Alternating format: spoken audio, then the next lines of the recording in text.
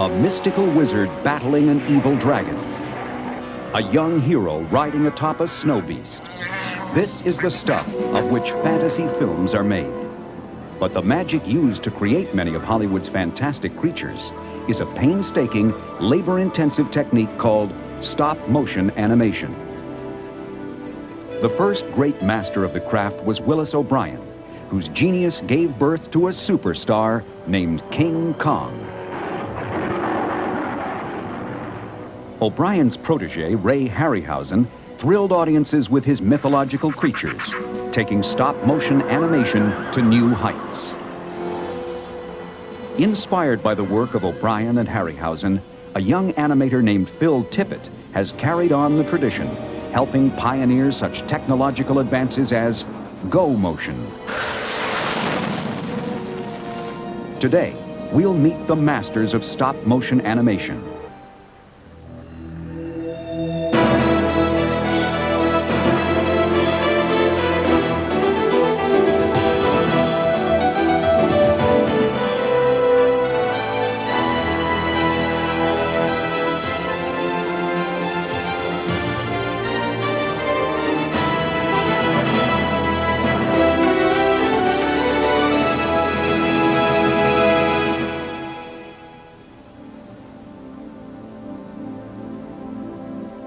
You can't have any distractions, any noise. You can't be talking to anybody. You have to really concentrate on all the various joints. And if you were shooting a 150 frame shot, which is about 6 seconds long, that could take sometimes 6, 7, 8, 10, 12 hours, depending upon how complicated the scene was. カリフォルニア州バークレーにあるスタジオ。一見何の変哲もないように見えますが、この中では人形に命を吹き込むという大変な作業が行われています。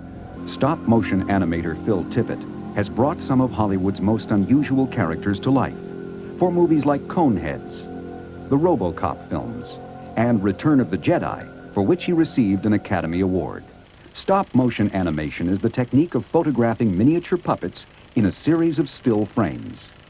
When projected at the standard film speed of 24 frames per second, persistence of vision takes over, and the puppet appears to take on a life of its own.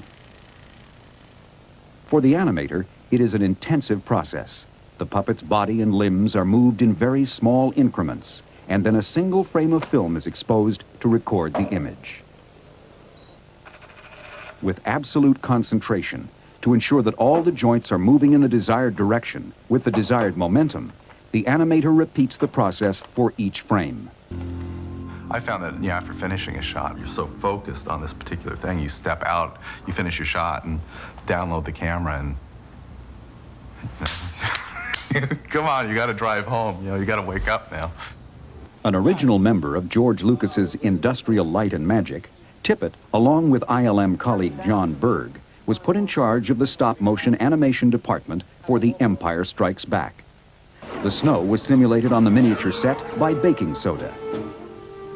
That could be a big problem, particularly if you had a cold and were sneezing, because it had a tendency to blow your set away, or if you made the wrong kind of move, or if you forgot what you were doing and put your elbow down, your elbow would disturb the set. We had made like little trap doors that we could crawl into the set and open up the trap doors that had perfect feathered edges on them. We'd get up and animate the puppets and close the trap doors back down, and they'd take a frame of film and open up the trap doors and animate the puppets. こうしたコマ撮りのテクニックは現在も大いに用いられていますが、 Stop-motion animation actually dates back to the earliest days of film. In 1909, director J. Stuart Blackton animated matches, cigarettes, and other smoking paraphernalia in the short comedy Princess Nicotine. But a young man from Oakland, California, named Willis O'Brien, would soon elevate stop-motion animation from a film gimmick to a mainstay of American cinema. O'Brien made his first film in 1915. It took him 2 months to complete the 5-minute melodrama, The Dinosaur and the Missing Link. O'Brien would later refer to this ape man as King Kong's ancestor. He was one of the pioneers of stop motion. He was the first one to really apply it to something spectacular. O'Brien's first full-length feature, The Lost World, was indeed spectacular. The amazing sight of realistically moving dinosaurs astounded audiences and made it 1925's box office phenomenon. Inside each dinosaur puppet was a steel skeletal armature consisting of about 100 joints. O'Brien designed the armatures himself and hired a talented young artist named Marcel Delgado to construct the movie's 50 creatures. In some of the scenes, they have a stampede where the jungle's afire and the dinosaurs are fleeing, and he's got most of them in some of those. In 1930, O'Brien began to work on an RKO Pictures film entitled Creation. In a test reel, he debuted the results of a new system for integrating his miniature figures with live-action photography. This rear projection system allowed O'Brien to project previously shot live-action film one frame at a time and then rephotograph it off a screen incorporated into the miniature set. Additional background scenery could be painted on one or more panes of glass on the camera side of the screen and made to blend in with the rear projected image and foreground miniatures. With minor variations, O'Brien was to use this system for the rest of his career. In 1931, RKO abruptly pulled the plug on Creation, but producer Marion C. Cooper, impressed by the test reel, hired O'Brien to supervise special effects on a movie about a giant ape, tentatively entitled The Eighth Wonder. At first, the idea was to make him sort of a half man and half ape. It came out very badly. A second, more simian version of the leading character was also rejected by Cooper. But the third try, completely devoid of human features, was approved. The creature and the movie also received a new name, King Kong.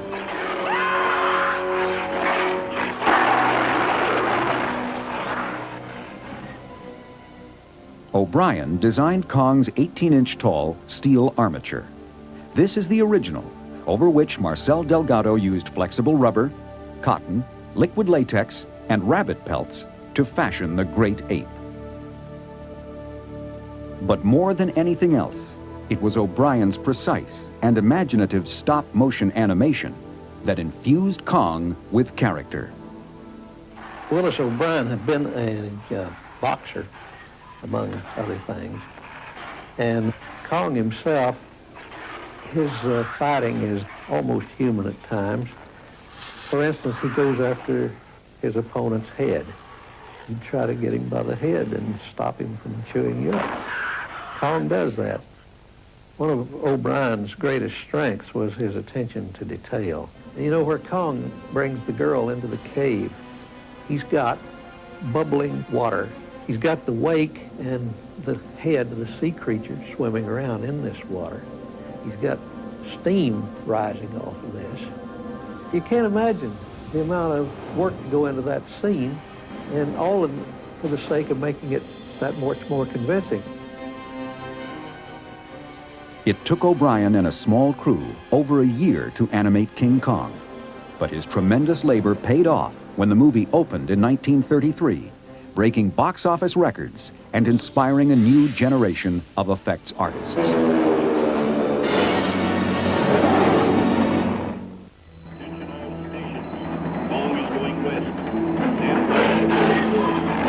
While King Kong inspired many future filmmakers, perhaps no one was more affected than 13-year-old Ray Harryhausen.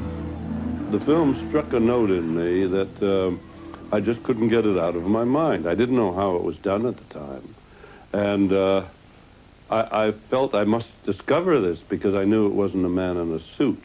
So I found out about the glories of stop-motion animation, which was kept very secret at that time. With a 16mm camera and a puppet fashioned from his mother's fur coat, young Harryhausen set to work on his first amateur film, which he entitled The Cave Bear. He continued developing his animation skills, producing several short dinosaur films, and soon got the chance to meet his idol, Willis O'Brien.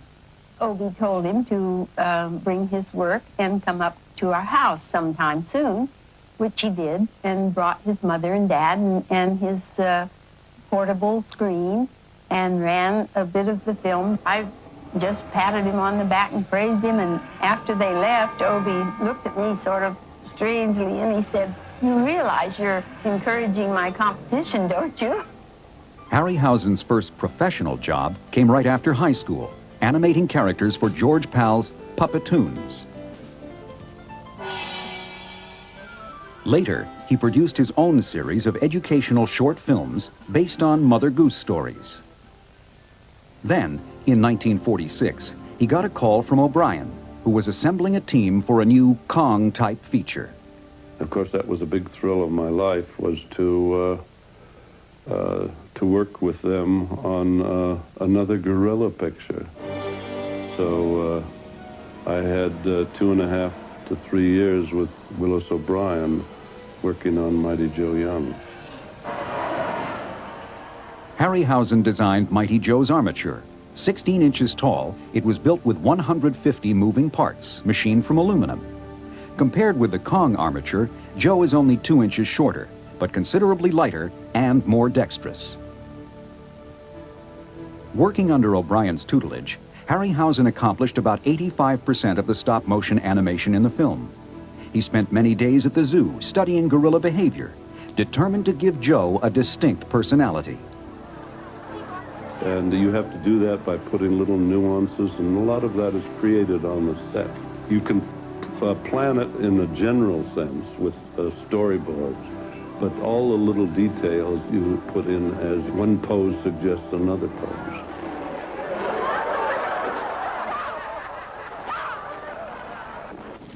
While never equaling King Kong in popularity, Mighty Joe Young is considered by many to be technically superior. And in 1949, Willis O'Brien's work on the film was recognized with an Academy Award. For Ray Harryhausen, Mighty Joe Young was just the beginning.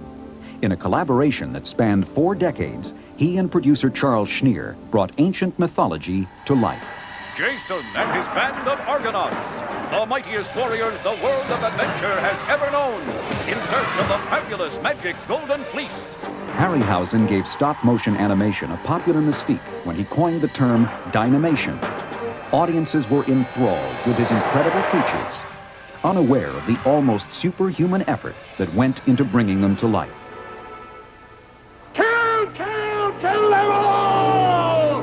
For the climax of Jason and the Argonauts, Harryhausen animated 7 sword-wielding skeletons in one of the most complex stop-motion sequences ever. He was able to average only 13 frames a day, taking 4.5 months to complete this scene. One of Harryhausen's favorite characters is Medusa, who appears in Clash of the Titans. For each frame, he had to manipulate and keep track of the more than 200 joints in her head and body.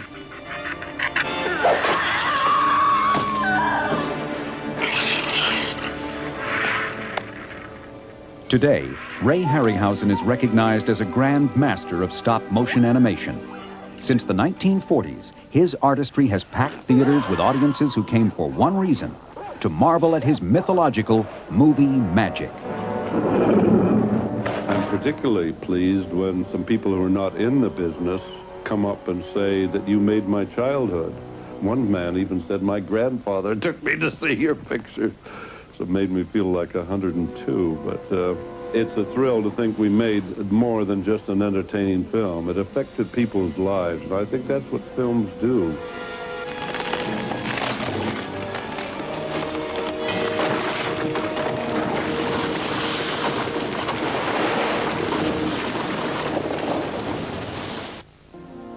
Right now, this character's got to walk into the scene and actually start eating these apples off the tree, and then exit the scene. The basic process of stop-motion animation is still practiced in much the same way as it was in the days of Willis O'Brien and Ray Harryhausen. At Kyoto Brothers Productions in Burbank, Kim Blanchett is animating this Megatherium, a prehistoric sloth-like animal, for a television commercial.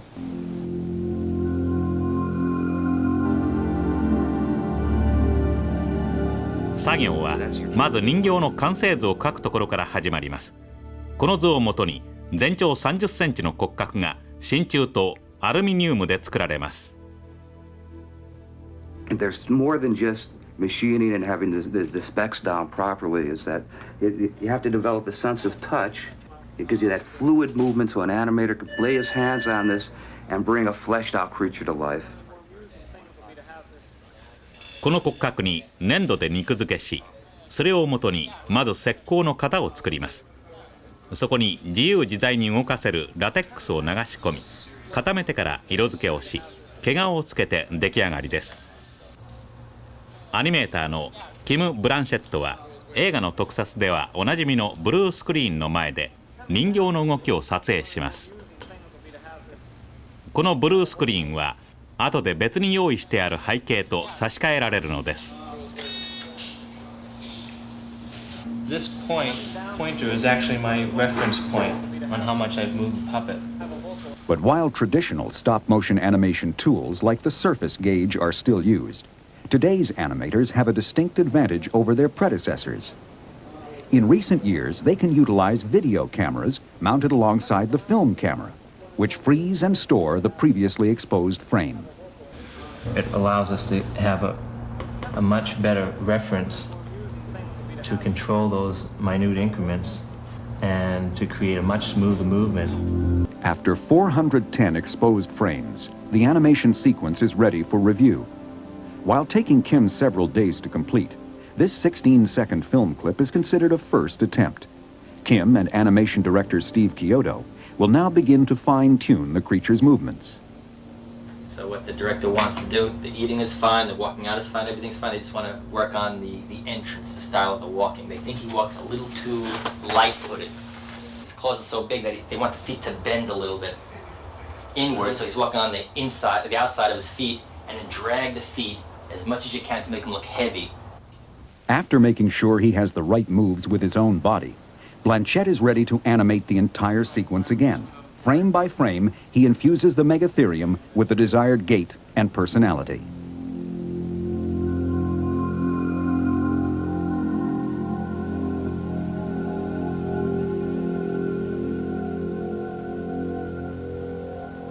At the center of recent technological advances is a leading contemporary stop-motion animator, Phil Tippett.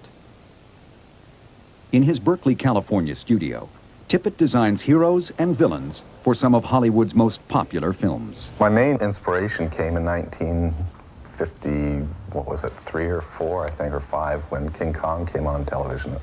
And in 58, I saw Harryhausen's Seventh Voyage of Sinbad. I just fell in love with the surreality of the objects moving themselves. I had no idea what generated them, but it was just kind of a passionate fixation.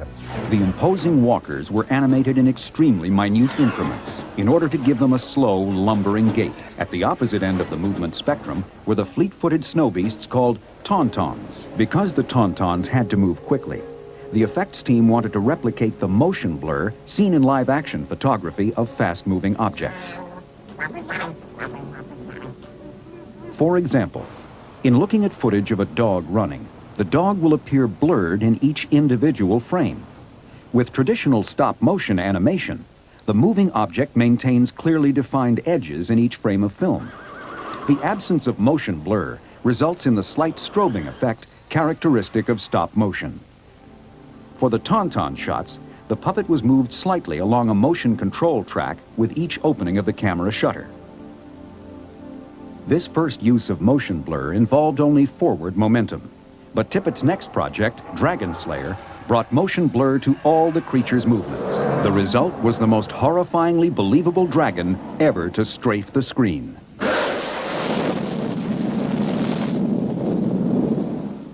In the midst of fast-moving technological advances, Tippett continues to work with the eyes and hands of a stop-motion animator. As dinosaur supervisor on Jurassic Park, he transmitted his stop-motion skills into the computer, providing the animation for many key scenes, which were then rendered as computer-generated imagery. Ultimately, no matter what tool you're using, whether it's stop motion, go motion, computer graphics, you're learning how to work with the limitations of the tools that you have. You have a mental image in your mind of what the thing should be moving like, and you're constantly moving. No, it shouldn't be like that. It should be like this. You're just trying to, keep all this stuff moving towards what you see in your mind's eye. You have a little movie in your head that you're running, back and forth, and it's your imagination. Usually, I think being fired up and enthused by something that you would like to see that you'd never seen before, coming to life is a tremendous inspiration. As they continue to create movie magic one step at a time, Phil Tippett and a handful of other effects artists are carrying on the legacy of the pioneers of stop-motion animation. Willis O'Brien started it, and I tried to follow with the concept that we're using stop-motion photography for our leading characters. Now, when you think of King Kong, a mass of metal with rabbit fur and sponge rubber on it, not a real person. His name is up there in lights with Greta Garbo, Clark Gable. He's part of Hollywood legend. Look at Kong, the eighth wonder of the